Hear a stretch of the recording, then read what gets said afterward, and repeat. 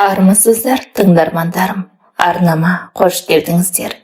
Арнамның дамуына үлес қосып, лайк басып, комментарий қалдырыңыздар. Әрбір комментарий менің кейіпкерлерім үшін өте маңызды. Үйдің жалғыз қызымын. Менен үлкен екі ағам, екі інім бар. Әкем ауыл әкімі болатын. Ең бірінші болып ең жақсы киімді де, ең жақсы тамақты да бірінші біз көретінбіз. Жалғыз қызым деп әкем мені төрт ұлынан ерекше жақсы көретін. Бетімнен қақпай, ешкімді сөйлестірмей, қызғыштай қоритын. Менің айтқаным заң. Мектепті де жарытып оқымадым. Ұйқым қанбаса бармай қаладымын. Барсам да кітап бетін ашпайтынмын. Бір күні сынып жетекшім, жақсылығы ба, тұр сабақ айт деді. Тұра қоймадым. Әдебиет сабағы болатын. Мен саған сөйлеп тұрмын. Тұр, деді үстелдегі журналын тарс еткізіп жауып. Айтпаймын, дайын емеспін дедім де отыра бердім. Ол кездерде киім деген дефицит еді ғой. Алмаған әкем қалайда, қайдан тапса да айтқанымды әкеп беретін. Киіміме мақтану үшін ғана сабаққа баратынмын. Шашымды да жайып, бантигімді бір бұрышына қыстыра салып. Содан мұғалім мені тұра қоймағасын қасыма келіп, иығымнан шұлғи бастады. Тұр орныңнан, жүрсің мынау, басқа қыздар шаштарын екіге өріп келеді, сен жайып келесің. Сабаққа келгің келсе келесің, келгің келмесе келмейсің, ұялмайсың ба? Қызсың ғой, деп иығымнан түрпектей берді, төбемде тұрып. Сен маған шешем бедің, ақыл айтатын орныңды біл деп атып тұрдым. Столдарымды итеріп құлатып шығып бара жатқанымда, көргенсіз, тәрбиесіз, адам болмайсың сен қыз, болмайсың, қарада тұр деп айқайлап жатты. Ол кезде мұғалімге қарсы шығу деген мүлдем жоқ десе де болатын. Қазір ғой, мұғалімнің қадірі қашқаны. Мен де әкеме сеніп, сол мұғалімді менсінбедім. Үйге долданып келдім де, сөмкемді лақтырып жібердім. Түскі асын ішіп отырған әкем, әй, не болды аппағым? Көңіл күй жоқ қой, деп кеседегі шайын қоса салып. 9-шы сынып оқушы дедім. Бөлмеме ашуланып кіріп есікті тарс еткізіп жаптым.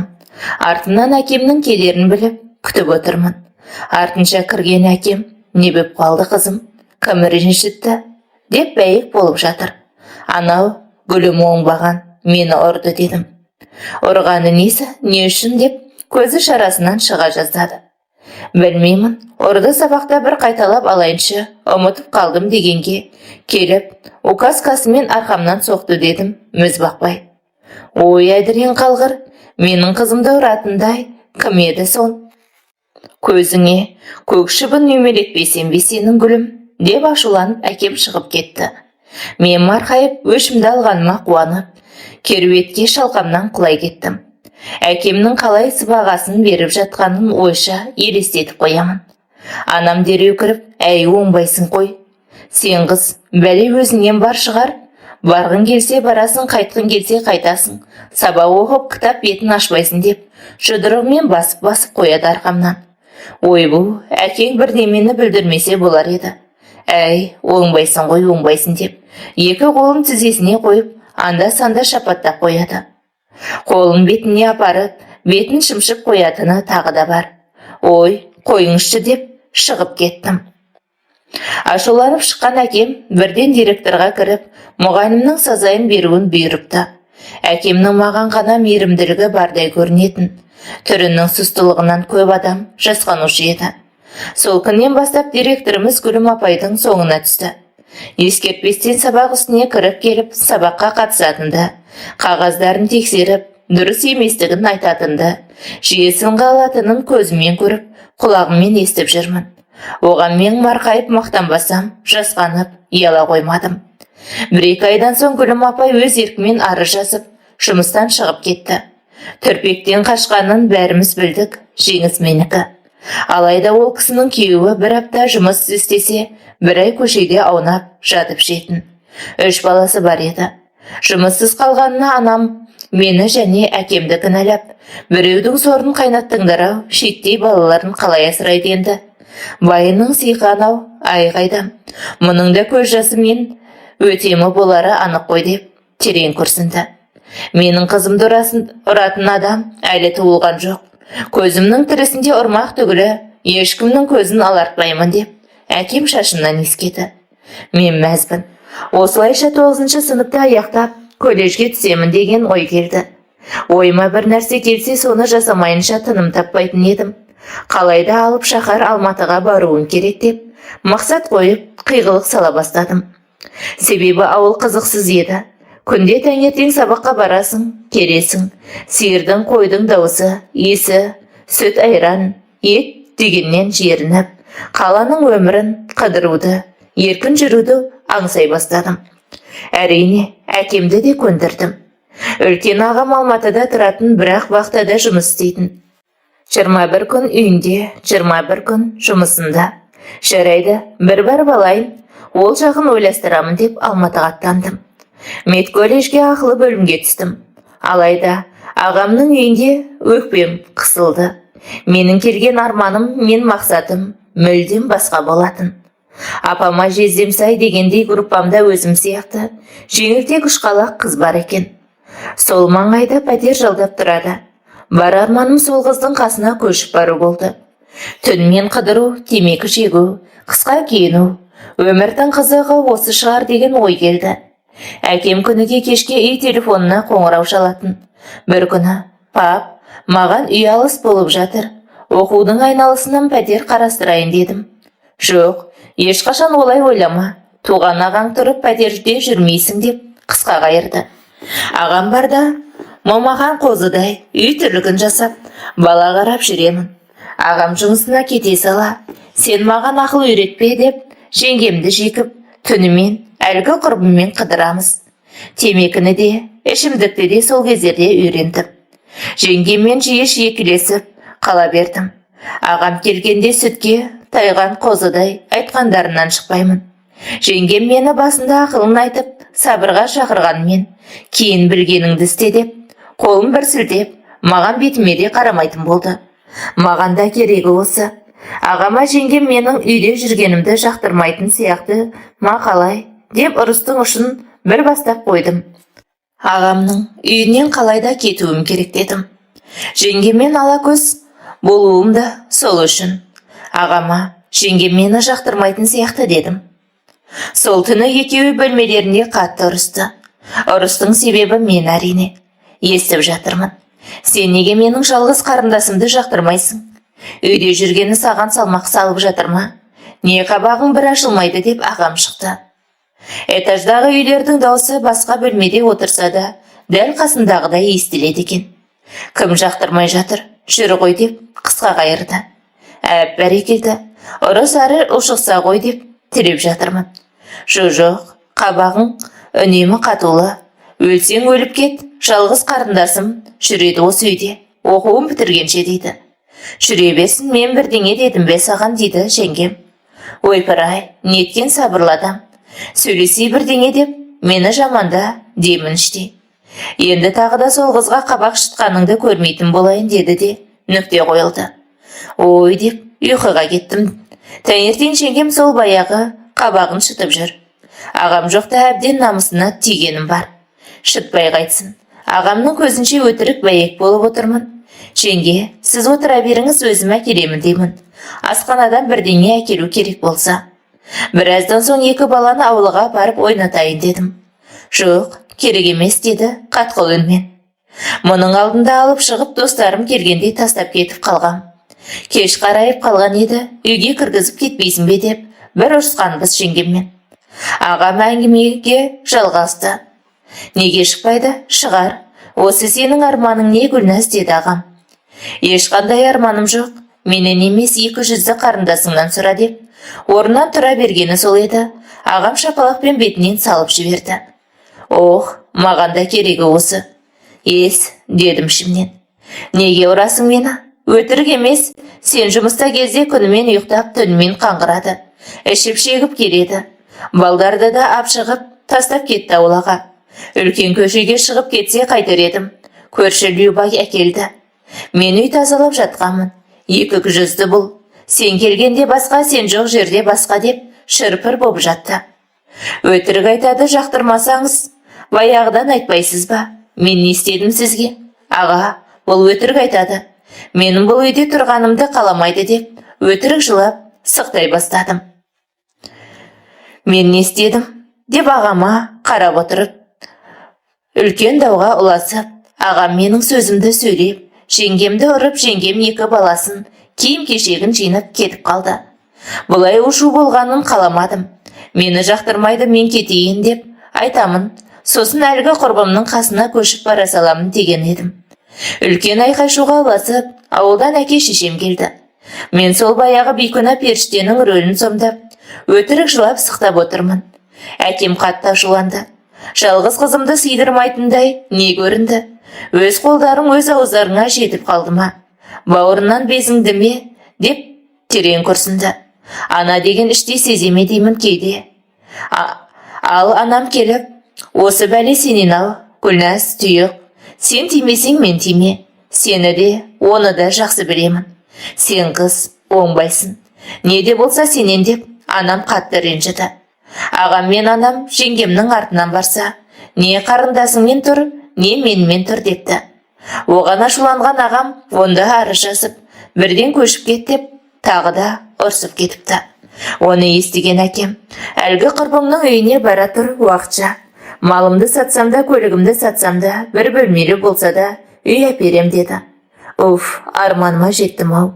Бір сөмке киімді көтеріп, көшіп келдім жаңағы құрбымның үйіне. Арманыма жеттім. Бұл арманға жетудің өзі оңайға соқпады. Ол пәтерде құрбымнан бөлек тағы екі қыз бар екен.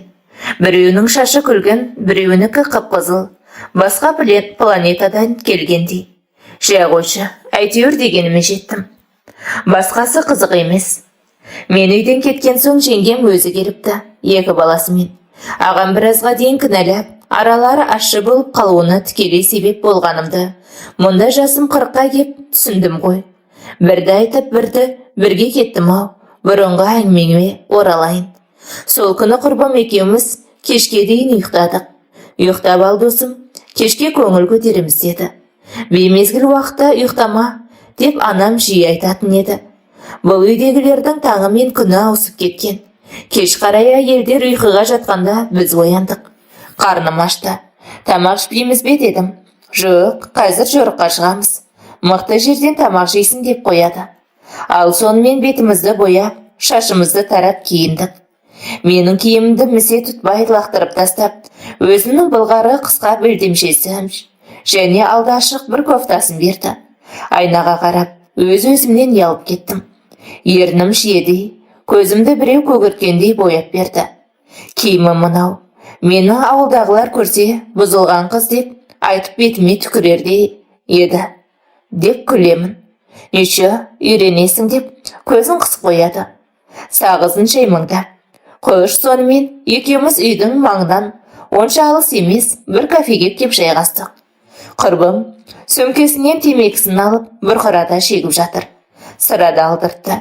Мұның алдында үйден аттап, айтпай шығып, бір-екі рет көріп, масайып қалғаным бар. Жеңгеммен ұрыс естіп екеуміз біраз жерге дейін де ұрысқанбыз. Маған қазір бәрі қызық. Қой деген адамдар жауымдай, көр деген адамдар досымдай болып келе жатыр. Бұрқыраған темекіден, мұздай sıрадан көріп, отқанымызда, жанымызға шаштары тас, өздері семіз, жеркенішті екі еркек жайғасты. Менің үлкен ағаммен қатарлы шығар деп ойладым. Әлгі құрбым бұрыннан таныс адамша әңгімесін айтып, тырық-жырық күліп отыр.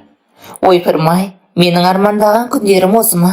Жеркеніштісін-ай, мыналар кім? Деп ойлап болғанымша, тұр кеттік дейді әлгі еркектің қолынан қапсыра ұстаған құрбым. Қайда десем, қонақ үйге деп қарап тұр. Денің саума, қайдағы қонақ үй деп, шығып бара жатсам артынан келіп, көбірек ақша төлейді бұлар деп, бетіме қарап тұр. Денің саума өзіңнің, маған ақша керек емес деп, үйге қайтып кеттім. Ой, сенде өзің білші деп қалды әлгі екі тазбен. Жақын маңда болғасын тезірек үйге жетіп қалдым. Үйге келсем, бұл жақта да жын ойнақ болып жатыр. Топырлаған еркектер, үйдің іші көк түтін, арақтың иісі. Ой Алла, енді қайттым.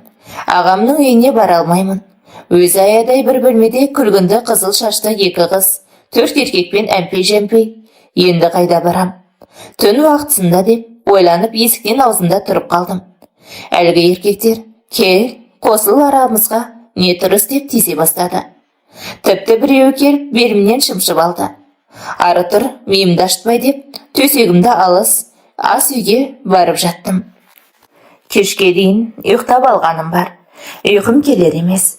Әлгілердің даусы тұра төбемді сарнап жатқандай, құлақ етімді жеп бара жатыр. Қолаңса есті айту мүмкін емес. Ауыздарына ақ ит кіріп, көк ит шығып жатыр. Небір анайы сөздерді естіп жатып, жеңгемнің сонша шырылдағанын енді түсіндім. Осылай ойыммен арпалысып, ұйқым келмей жатқанымда, арсалаңдап келіп біреу үстіме құлады. Әрі-бері итеріп айқайлап жатырмын, шамам келер емес. Үстімдегі көрпемді жұлып алды. Ей, сен кімсің? Ары тұр, сені сотқа беремін. Көмектесіңдер деп айқайлап жібердім. Әлгі түріде өзі де бейтаныс жігіт менің үстімдегі барлық киімді күшпен шешті. Қарсыласып жатырман, еркектің күші осынша көп болар ма? Қара терге түсіп жанталассам да, қарсыласа алмадым. Өзінің лас ойын іске асырды да тұрып кетті. Төсегімнің бәрі қанғылжыса. Енді қайттым. Енді не істеймін? Сонша шыңғырдым, айқайладым. Неге ешкім көмекке келмеді? Көршілерше деген оймен қоса сауап, өзіңе де сол керек деп. Жылап, орнынан әзер сүйретіле тұрып, залға барсам, әлгі қызылды күлгін шаштарымды да бір-бір еркектің құшағында жатыр екен. Бетімдегі бояуым көздің жасымен қап-қара болып отырмын. Есіктің аузында таңата әлгі группалас құрбым келді. Мас, аяғынан зорға тұр. Шаштары айқайлап жалбырап кеткен. Қайда жүрсің? Мұнда кімдер тұрады өзі? Сен не, өзіңді сатып ақша табасың ба? Мыналар да сондай ма? Мені біреу зорлады, танымаймын. Қазір барсам да түрін білмеймін, деп жылай бастағаным сол. Айттым саған, жаңа ана жаққа бара салуың керек еді деді, деп бір кекіріп, ол да барып төсекке құлай кетті. Әлгі бөлмеде арақтың бөтелкелері, темекінің тұқылдары, жеген-ішкендері жиналмай, әрқайсы әр жерде аунап жатыр. Жүзекшелер үйі деген осы болады екен ғой. Мен осы үйге асықтым ба деп қатты өкіріп жыладым. Көршілердің бұлардан хабардар екен. Неше рет у-шудан милиция шақырса да олармен де келісіп қойған ба белгісіз. Ақша беремей қайдам. Тиіспейді бұларға. Дегенін көрші әжейден естідім. Енді қалайда әкеме үйді тезірек алдыру керекпін. Ағамның үйіне бара алмаймын. Мына масқараны кімге айтамын? Бәріне кінәлі өзіммін. Әкеме қалай айтамын? Осы үйге асқан өзім, анам ше. Ол бар бәле өзіңнен деп жеңгемнің сөзін сөйлеген. Мұны естісе де өзің жырпылдап, бір жерін қышып барды деп айтудан тайынбайды. Әрқашан шындықты жақтайтын анам менің өзімді кінәлайтыныма күмәнім жоқ. Ағаларыма айта алмаймын, жеңгем талай рет ескерткен. Санасыз, топас, енді қайттың деп бірнеше күн өз-өзіме келе алмадым. Сабаққа да бармадым. Тамақты ашпеймін. Пәтерлес құрбыларым сол баяғы күнімен ұйықтап, түнімен жорықта. Тәндерін сатып ақша жасайды. Маған не жоқ. Ақшадан кем қалып едім. Әкем аузымнан шыққанымды әперіп отыр. Өмірімнің бәрі тоқтап қалғандай еді. Бірақ сол сәттен де сабақ алмадым. Уақыт өте келе ұмытып, одан да мың есе күнәлі істерге бардым. Біраз уақытқа дейін іштей ой жеп, зарланғаныма намыстанып, жиіркеніп, өз-өзімді жек көріп жүрдім. Кейде ағама барып бар шындықты айтып, жеңгемнен кешірім сұрап, қайта сол үйге көшіп барсам ба деп те ойладым. Бірақ әбден айтқанын істетіп, үйренген еркелігіммен сасық көкірегімнің аса алмадым. 10 күндей стресте жүрдім. 11-ші күні құрбым, с кем не бывает, ты не первая и не последняя деп шүлдірледі. Жайлап еңсемді көтере бастадым. Жалғыз мен емеспін деген ойда мені марқайып қойды. 15-ші күнігі таяғанда мен пәтерлес құрбыларымен қолтықтасып, қысқа белдемшелер киіп, көше жағалап шықтым. Олар ақшадан тарықса, менікі тек көңіл көтеру. Әйтпесе әкем ештеңеден кем қылып жатқан жоқ. Осындайда анамның бір сөзі есіме түседі. Аттан қалма байталым, байталдан қалма сай деген. Бірінші күнге жорығымда кафеде отырып жас жігітпен таныстым. Түрі келіспеген, бірақ тілі сайрап тұр. Қасындағысы құрбыммен сөйлесіп отыр. Сол баяғы ішімдік, темекі. Әңгімеміз қыза бастады ма, өзіміз қыза бастадық па? Жарқын күлкілер шыға бастады. Қолдары менің қысқа белдемшемде, одан әрі түріп. Иә қызар, кеттік бә пәтерге деді. Үндеместен ілесе бердім. Сасып кеткен бір бөлмелі үйге келдік. Бір бөлменің арғы басында құрбым, бергі жағында мен. Шаруамызды тындырдық. Ақысын алдық, үйге қайттық. Күнеге осы жағдай қайталанып жатты. Бара-бара етім үйреніп, мен өзім іздейтін болдым. Өмірдің қызығы ішу, шегу, еркек таңдамай ойнас жасау секілді мен үшін. Құрбыларым үшін де солай. Үлкен еркектермен барған жеріңде аман есен тамаққа да тойып, өзің де тойып қайтасың. Жастармен барған жеріңде әбден итшелеп, құр сүлдеріңді сүйретіп қайтасың. Себебі қызуқанды болып тұрған олар ойларына келгенін жасап, артынан ұрып-соғып білгендерін істеп кетеді. Бірде сақтансаң, бірде сақтанбайсың. Осылайша 6 айға жуық уақыттан соң аяғым ауыр екенін білдім. Кімнен екенін өзімде білмеймін, енді қайттым. Күні түні әрбір естен жылоқсып, жеркеніп, құсып, итжерік болдым. Итжерік дегенді ауылда анамнан естігенмін. Ауылдағы екінші ағамның әйелі тап солай ауырып, анам иттің табағына пакетке салып, ары-бері аунатып жатқанын көрген едім. Құрбым, құтылу керек, бұл баладан деді. Енді тумаймын ғой, ауылға қара бет болып, әкем менің бетіме де қарамай, таспен ұрып ауылдан өзі қуып, менен бас тартар дедім. Анадан, мынадан сұрастырып жүріп, бір дәрігер таптық. Ол кезде менің жасым 17-де ғана еді. Құрбымның сұрастырумен бір дәрігерге келдік. Аяғым ауыр, баланы алдырғым келеді дедім. Әкесі қайда деді. Түрі сұсты келіншек көзілдіріктің астынан қарап. Алдап кетті. Үйленеміз деп алдапты, деді құрбым. Менің аузымды аштырмай жатып, өзі жауап беріп. Дәлізде күтіңдер, деді дәрігер. Сыртта отырғанымызда медбике келіп, аты жөнімді жазып алып кетті. Ол кезде құрбым су әкелемін деп кеткен. Менің ойымда ештеңе жоқ. Аты жөнімді, оқу орнымды айтып қойдым. Ұзақ күттік. Шамамен 1 сағатқа жуық жүрегім аузымнан шығып, кетердей қобалжып, әбден жүйкем тозды. Ішім бір нәрсені сезгенде есікке жалтақтай бердім. Сезгенде ақ екен. Әлгі дәрігер кәмелеттік жасқа толмаған жасөспірім қыз. Аяғы ауыр жігітті алдап тастап кетіпті. Сол жігітті жазалау керек деп полицияға қоңырау шалып үлгеріпті. Олар сұрастыра келе мен оқитын колледжге хабарласыпты. Ол замандарда талап қатал еді ғой.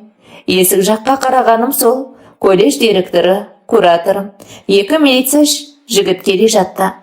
Құрбым маған ұрсы бәлек. Біткен жеріміз осы, дедім. 2 милиция кураторым, колледж директоры жанымызға келді. Қалт-құлт етіп, басым айналып кетті. Жақсылық ба, не болды? Деді кураторым маған жақындап келіп, сөмкесін иығына салып. Ештеңе, дедім кібіртіктеп. Дәрігер шықты да жүріңіздерші ішке деді. Бәріміз кірді. Мен ешкімге айтпай-ақ, ақшамды алып аборт жасай салсам болар еді. Бірақ өрімдей жап-жас қыз. Бірінші жүктілігі. Егер мұны алдырса бала көтеруі қиын болады. Істеген ісін әлгі жігіт мойнымен көтерсін. Обал ғой жас қызға, деді. Қолын сермеп мен жаққа. Айта ғой, қорықпа, ол жігіт кім? Дейді милиция ағайдың бірі маған қарап. Айта бер, қорықпа, заң алдында жауап береді. Заң бәріне ортақ, деді екіншісі. Айт қызым, айт болмаса үйленер, ертең бала туа алмай қаласың. Мұны алдырсаң, дейді директор апай маған басын изеп-изеп. Мені бір бекүнә деп ойлап отыр ғой деймін. Біраздан соң, мен ол жігіттің кім екенін айта алмаймын. Себебі ол үйленіп кетті. Отбасына кесірім тимесін дедім, бетім бүлгетпей. Әрі қарай даудырап, жан-жақтан қойылып жатқан сұрақтың бірі де есімде жоқ. Әке шешем біліп қоятын болды деген қорқынышпен, буындарым әлсіреп, көзім қарауытып, толықсып кеттім. Аурухананың кереуетінде есімде жетім. Менің оянғанымды көріп әлгілер тағы жиналды. Ата-анаңа хабар беруіміз керек. Бұлай болмайды деді. Енді қайттым. Деп отырғанымда тағы өтірік ойыма келді. Анам қайтыс болды 2 ай бұрын. Әкем қан қысымы мазалап, жиі ауырып жүр. Егер бұл жағдайды естісе, әкем де өледі. Айтпаңдаршы дедім жалынып жылап. Енді не істейміз дегенде бір-біріне қарайлап, сыртқа шығып кетті. Мен ешкімнің атына арыз жазғым келмейді. Үйдегілерге де айта алмаймын. Баланы да алдырмаймын. Босанғанша академиялық демалыс ала тұрамын. Бірақ үйдегілерге айтпаймын. Босанған соң бірақ айтам. Сіз маған қолдау білдіріңіз. Үй ішім естісе, бұл күйікке әкем шыдай алмайды. Одан басқа ешкімім жоқ деп кураторыма жыладым. Ол келісті. Бәрін келістірді. Осылайша 1 жылға оқудан өз еркіммен шеттетілдім. Алайда үйдегілерге оқып жатырмын, оқудың ақшасын сал, жолыма, пәтеріме, тамағыма ақша сал, сессияға ақша сал деп ақша алып отырдым. Әрдайым оқуда жүрген адамша ақша алып отырдым. Ол ақшаға тек киім алып, ішіп жеп қыдырдым. Ішім білмей бір барып келейін деп ауылға барып келдім. Ештеңеден хабары жоқ, әкем риза болып отыр. Қызым Алматыда оқып жатыр деп арқамнан қағып қояды. 4 күннен соң сабағыма дайындалу керекпін деп кетіп қалдым. Еркекті күнде көре бергесін, көрмей қалса іздейтін болдым. Осылайша аяғым ауыр болса да, ішім шыққанша лас ісімді жалғастыра бердім. Ішімдегі түсіп қалса деп ыстық ваннаға отырамын. Ыстық басамын, қысып байлаймын, ұрамын ішімді. Ештеңе әсер етпеді. Өзімнің бойым ұзын болғасын, 6 айдан асқанша ішім мүлде білінбеді. Сол кезден бастап үйден шықпай жынды бола бастадым. 2 ай түрмеге түскен адамдай ашуланып, өз-өзімді игере алмай кеттім. 9 айдың жүзіне келгенде қыз тудым. Түріне қарағым да келмейді. Құрбақа сияқты ғой мынау, керек емес деп аурухананы басыма көтеріп айқайлап жыладым. Әлгі дәрігер, керек болмаса атқа жазып бер. Мұнда бірнеше жылдан бері бала сүйе алмай жүрген танысым бар деді. Сол күні-ақ бар қағазына қол қойып, қызымның түріне де қарамастан әлгілерге беріп жібердім. Жасы 40-тардан асқан ерлі зайыптылар келді. Нәрестені көріп жылап, бір-бірін құшақтап, ерекше мейіріммен алып кетті. Ал мен бір пакетімді алып үйге қайттым. Өзімнің де мейірімім болмағасын ба, сүтім сол мезетте ақ тартылып кетті де, еш қиналмадым.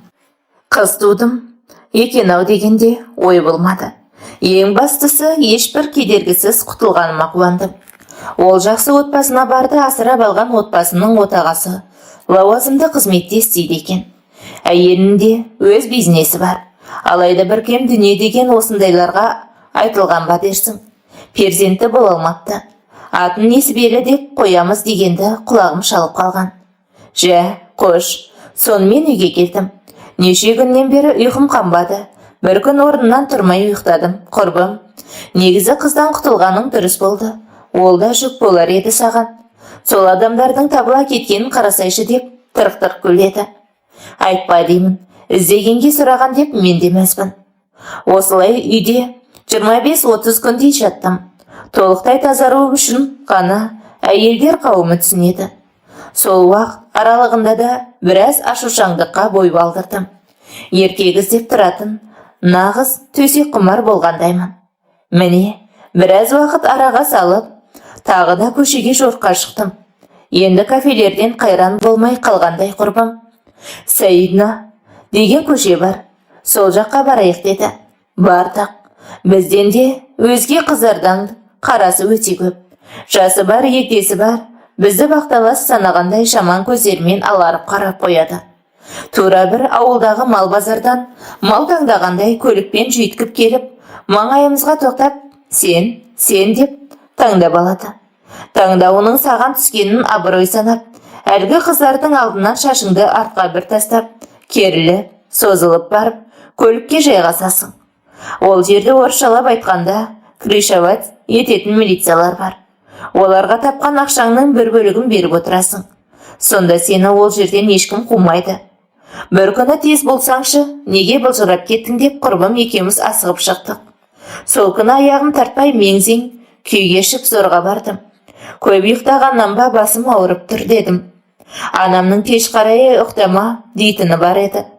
Содан болар ауырып тұрғаным дедім. Қас қарайып қалған, тіпті түнеріп қалған.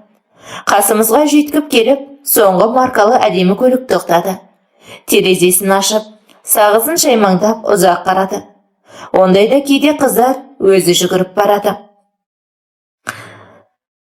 Мен жүгіре қоймадым.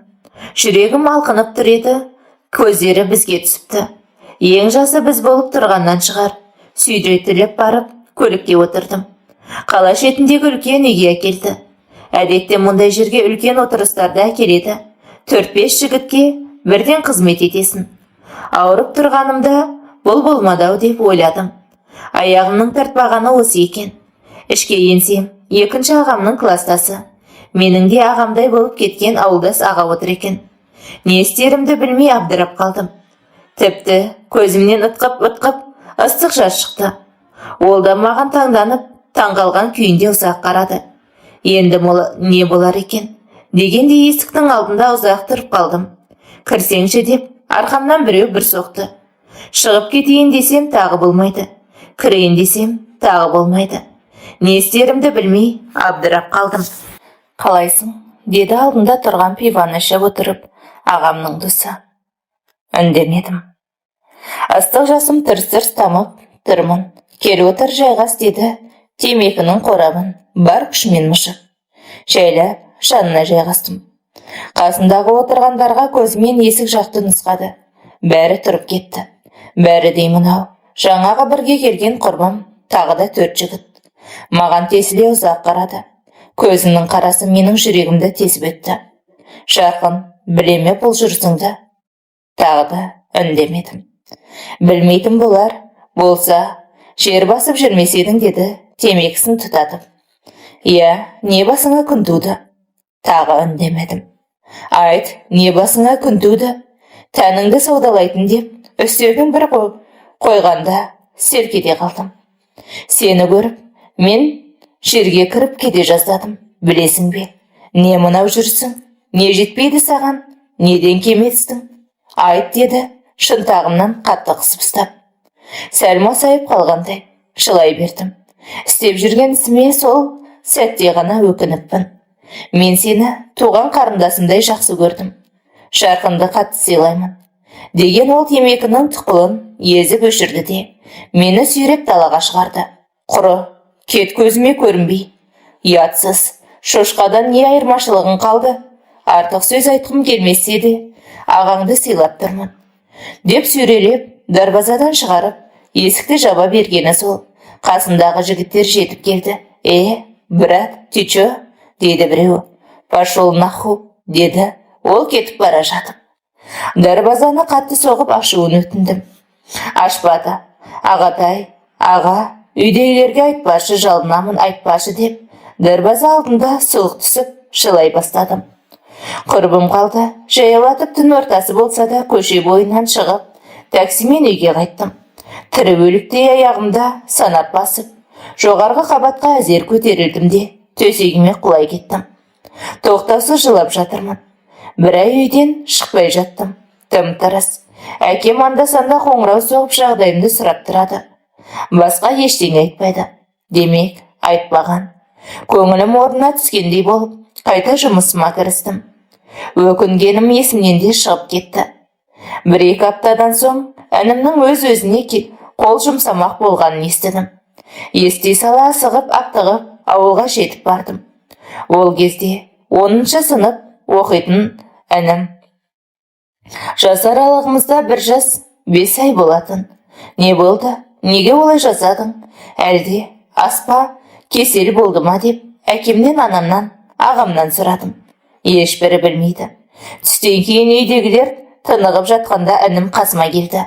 Оңбаған, салдақы, қай бетіммен келдің дейді. Шошып кеттім. Не айтып тұрсың дедім, бірден шатынап. Не айтып тұрғанымды жақсы біліп отырсың. Сені сағи, не деп айтқанын білесің бе? Сенің әпкең тәнін саудалайтын жүзекше болыпты деді. Мен саған намыстандым. Сол сөзге кірер тесік таппай өлгім келді. Кет үйден. Сен сияқты әпкем жоқ. өлгенің жақсы одан да дейді бетіме тесіле қарап. Қайсағи деймін түсінбей. Қайдан көріпті оттай бермесін деп, жеңістік бермей, өзіне шабуыл жасап айқайлап. Сөйтсем ауылдың бір жігіті менің көшеде тұрғанымды көрген екен. Аты шулы Сайын көшесінде ініммен сөзге келіп қалғанда соны айтып, бетіне басыпты. Екеуінің ерегісінің соңы төбелеске ұласып, қатты намыстанған екен. Папаларға айтпаймын, өздері естімесе, тез үйден кет. Сен үшін үйдің берекесі қашпасын, мамам ауырмасын деді де тұрып кетті. Дереу жиналып үйдегілерге өтірік сылтау айтып, шығып кеттім. Жол бойы жылап келемін. Сағи білсе, бүкіл ауыл білетінде кез келеді дау. Үйдегілерге әсіресе ауылда әкім болып отырған әкеме ұят келтірдім, деп жылап келемін. Неге? Бұл өмірді таңдадым. Не жетпеді? Деп жылап отырып, автобуспен Алматыға да жеттім. Құрбыларыма барғым келмеді. Автобустен түскен бойда пәтермен жұмыс іздеп кеттім. Қайта ол пәтерге барсам, тыныш таппасым анық. Сол ісіме қайта кірісетініме күмәнім жоқ. Одан да өз күнімді өзім көрейін дедім. Әке шешем естісе не болар екен? Әлгі Сағи айтпай қоймаса анық. Біреуге айтса жетіп жатыр. Ол біреуге, ол тағы біреуге. Не істеймін деп аялдаманың отырғышына отыра кеттім. Автовокзал болғасын адамның қарасы көп. Бір асханаға кіріп тамақ ішіп алайыншы деп, жақын маңындағы кірдім. Орын жоқ екен. Бір апайдың қасына жайғастым, әңгімешіл екен өзі.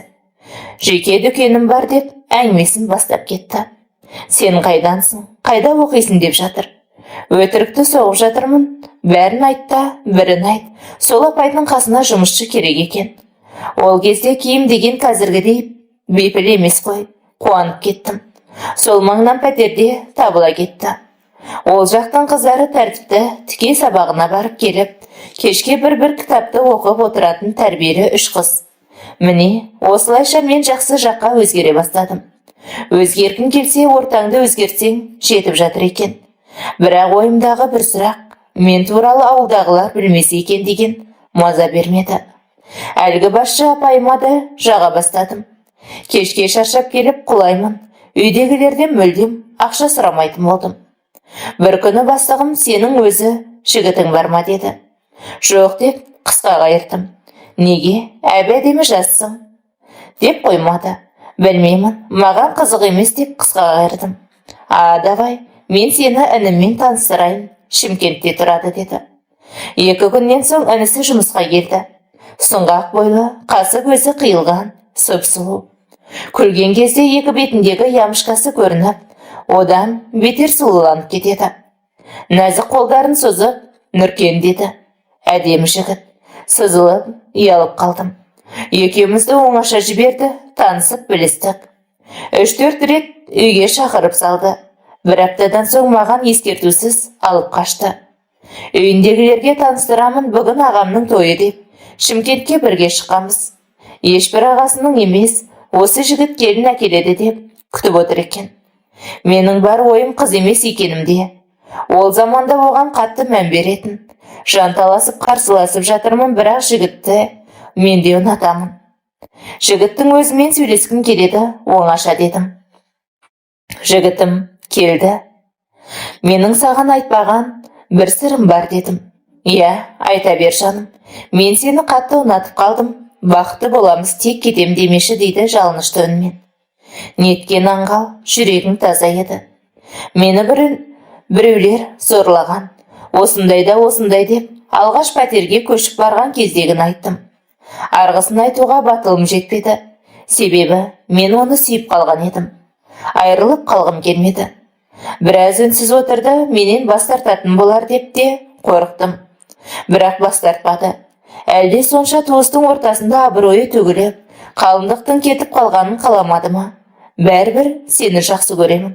Ешқайда жібермеймін деп құшақтады. Мен жылап қалдым. Кешірім жіберіліп, қуғыншы келіп, беташар өтті. Түнде 2 жеңгесі ақ жайма жайып берді. Енді не болар екен деп қатты састым. Күйеуім алақанын пышақпен тіліп, шаймаға жақты. Мені шын сүйіпті, бейшара. Мен соған лайық емеспін, деп іштей намысым келді. Бізде бәрі жақсы болды. Той 2 айдан соң жасалды. Анасы науқастанып жатқанына байланысты той күні бұрын әскерде бірге болған досы келді. Жақсы танимын бұл жігітті, бұрын қызмет қылғанмын. Білгенін істеп, ақшасын бермей, бізді ұрып кеткен. Енді не болар екен? Өмір бойы алдымнан кесе көлденеңдеп шыға берді-ау.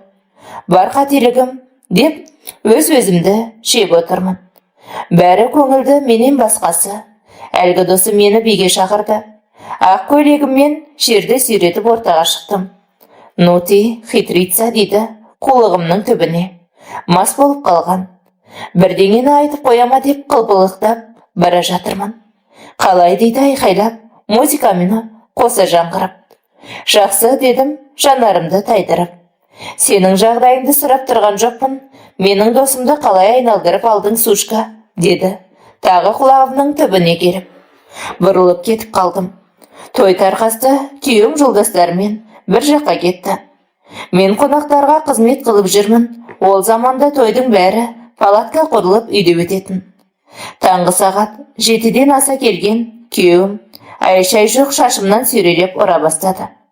Бәрі араша түсіп әлек. Ештеңе айтпастан тепкелей берді. Есімнен танып қалыппын. Есімді ауруханада жидым, бас жағымда енем көкпеңбек болып көгеріп отыр. Бәрі хабардар болыпты ғой деп ойладым. Ол да менде тіл қатпадық. Бет аузымның іскенінен көзім ашылмай тұр. Қимылдасам барлық денем ауырып жатыр. Аузымда ісіп кетіпті. Жастықта жатқан басыма бірдеңелер батып, соқылдап барады. Аямай тепкілеп жатқанын, жан-жақтан араша қылып екеумізді ұстап жатқанын білемін. Арғысы есімде жоқ. 2 милиция келіп ар жазасыз ба деді. Жоқ, жазбаймын дедім, теріс қарап. Жаздыруға біраз үгіттеді, жазбадым. Енемді соны күтіп отыр екен, сол сөзді ести сала, сөйлеместен кердейіп шығып кетті. Ұзақ жыладым. Хабар үйдегілерге де жетіпті. Жылап еңіреп, анам келді. Әкем жоқ. Әкем қайда? Деймін есік жаққа қарап. Ауырып қалды, қан қысымы көтеріліп кетті. Аман қалғанына шүкір. Неден тарықтың қызым? Қалай түстің бұл жолға? Біз қай жерден қателестік? Тәрбиелей алмадық па? Деп жылап отыр. Енем сүйінші сұрағандай үй телефонына қоңырау шалып, бәрін айтып беріпті. Тұтқаны әкем алған екен, бірден сол жерде құлаған. Ол да аудандық ауруханада жатыр деді. Ауруханада 10 күннен аса жатып шықтым. Ауылға кетем деген анама баратын бетім жоқ дедім. Сіз қайта беріңіз, әкеме күтім керек. Мен өз күнімді өзім көре аламын деп қалдым. Анам азын аулақ жиған тергенін тастап кетті, ешкімге айтпай-ақ қой деді. Қояды. Соған қарағанда үйдегілер менен бас тартқаны анық. Мұнан асқан қасірет бар ма? Сүйретіліп жүріп, қыздармен жалдап тұратын жалдамалы пәтер таптым. Бірақ та сенделіп жүріп асханаға ыдыс жуушы болып жұмысқа орналастым. Күніне беретін тиын тебенін талғажау етіп жинап, пәтерге төлеймін. Түскі асым тегін, кешкі ас жатсам да ештеңе етпейді деймін. Қолда бар алтынның қадірі жоқ деген осы болар. Түскен оқуымды, бәйек болып отырған ақа жеңгемнің жылы үйін, әкемнің апта сайын салып тұрған ақшасын, жан-жақтан жалғыз қыз деп еркелеткенде көтере алмай мастанып кеттім. Анам анда-санда тығып ақша салада туысам. Ол да бір көмек болды. Өмірдің, ата-ананың, ақшаның, отбасының қадірін енді түсіндім деп ойладым. Алайда мен істеп жүрген асханада қарауыл болып жүрген бір жігіт бар еді. Менен 5 жасқа үлкен. Менде сезімі барын байқап жүргем. Әбден жетіспеушіліктен қажып кеткенмен бір күні үйленейік дедім. Өзі момын жігіт еді, абдырап сасып қалды. Үйі бар екенін білемін, бір ойым сол үйге көшіп бару болды. Момынның момыны еді, ата-анасынан ерте айырылған. Тұрып жатқан үйі сол әке шешесінен қалған. Бір айға жетпей шаңырақ көтердік. Ит мінезім оңалсын ба? Жуас қой жөндеуге жақсы деп, өмірден ала алмаған өкпемді сол күйеуімнен алып, ит тепкісін шығардым. Тіпті менсінбедім. Әртүрлі еркекті көріп қалғанмен, оны одан адам құрлы көрмей, жерініп қанағаттанбадым. 5 айдан соң аяғым ауыр екенін білдім. Баланы алдырамын, керек жоқ деймін. Оның не бұтам, бұл біздің ұрпағымыз, баламыз дейді жалынып. Оның орнында басқа біреу болса басымнан сол сәтте бірақ қояр еді. Сен сияқты сүмелек болып жүреме, керек жоқ деп қырсығып барып алдырып тастадым. Бұл менің ең үлкен өкінішім болды. Күйеуімнің момындығы сонша, ол үйде жатқанда маған еркектер келіп терезені қағатын. Мен мізбақпастан шығып кете беремін. Көңіл көтеріп, қайта келіп, қасына жатамын. Бұл жағдайдан бір күні хабардар болған қайнәпкем, күйеуімнің папасының қарындасы, үйден қуып шықты. Інімнің момындығын пайдаланған салдақы деп, киімдерімнің бәрін терезеден лақтырып, үйден қуып жіберді. Бәз баяғы қалпыма түсіп, көше жағалап кеттім. Бірақ бұрынғыдай емес, бетімнің әрі кетіп, шаршап қалғанмын. Ақша табуым қиындады. 1 жылдан аса уақыт тәнімді саудалап жүріп, тағы бір еркекпен танысып, азаматтық некеге тұрдық. Аздап шекетіні де, ішетіні де бар.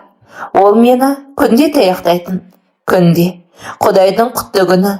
Есімде, бетіме салық қылып, күнде шашымнан сүйреп, допша домалататын. Кетемін десем, өлтіремін деп қорқытады. Мен ол кезде асханаға ыдыс жуушы, еден жуушы боп жүріп, ақша тауып келемін. Менің бар тапқанымды ішіп жеп, өзімді кіммен болып келдің деп соққыға шығатын еді. Осылай қорлықпен 1 жыл өмірім тағып өтті. Үйімдегілермен хабарсыз кеткенім әлдеқашан. Бәрі менен бас тартты. Азаматтық некедегі күйеуім де бір күні сотталып кетті. Заңсыз есірткі сатқаны үшін. Біреудің тауарын жеткізіп беріп, өзі де содан алатын көрінеді. Оны кейін білдім. Әйтеуір не де болса құтылғаныма қуандым.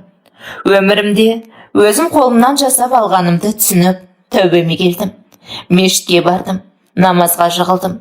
Оңай емес. Жан дүнием қарсыласып жүріп, 2 жылға уақытта өзімді жеңдім. Ауруханаға еден жуушы болып жұмысқа орналастым. Хиджаб кидім. 5 уақыт намаз оқыдым. Солай жүріп, қазіргі күйеуіммен таныстым. Жақсы адам. Өткен өмірімнің бәрін қабылдады. Бұрын ажырасқан, бала көтере алмадым. Онымен қоса ауру таптым. Не ем жасасам да қонбай, жатырымды алып тастады. Жақында бір баланы асырап алдық. Жас өрімдей қыз. Баладан құтылғанша асығып тұрды. Өткен өмірім есіме түсіп терең күрсіндім. Күйеуім мені тастап кетер ме екен деген қорқыныш санамды билеп алған. Тек соның айтқанын жасап бәйек болып жүремін. Баламды да қатты жақсы көремін. Өз қаным, өз ішімнен шықпаса да қатты жақсы көремін. Қазір 5 уақыт намазымды оқып, кешірім сұрап, жалбарынамын. Қызымды іздемедім. 20-дан асқан бой жеткен қыз болған шығар. Іздегім келеді. Бірақ өзімді кінәлаймын. Іздегенде жүрегімді ауыртып қайтемін. Бақты өмірін бұзбайын деймін. Әкем сол қан қысымынан паралич, сол ауруы болып қалды. Бәрі мені кешірді, тұрмысқа шығып, бала асырап алған соң ғана кешірді. Өткенге деген өкінішім өзегімді өртесе де, шынтағымды тістей алмаспын. Қаракөз сіңілілерім бір сәттік ләззат үшін бүкіл өмірлеріне қорғылмаса екен. Орталарың жақсы болса, өздеріңде жақсы боларсыңдар. Дос таңдаудан шатаспаңдар. Ақылмен шешіңдер деп, қордаланған хикаямды ауыр болса да баяндап отырмын. Қыз баланың ары бәрінен де жоғары болсын. Шалыс қадамның алыс болса екен, менің қателігім өзгеге сабақ болар деп, сөзін аяқтаған кейіпкерім егіліп жылап барып, WhatsApp-тағы аудиосын өшірді. Әңгіменің соңы. Зейін қойып тыңдағандарыңыз үшін алғысымыз шексіз.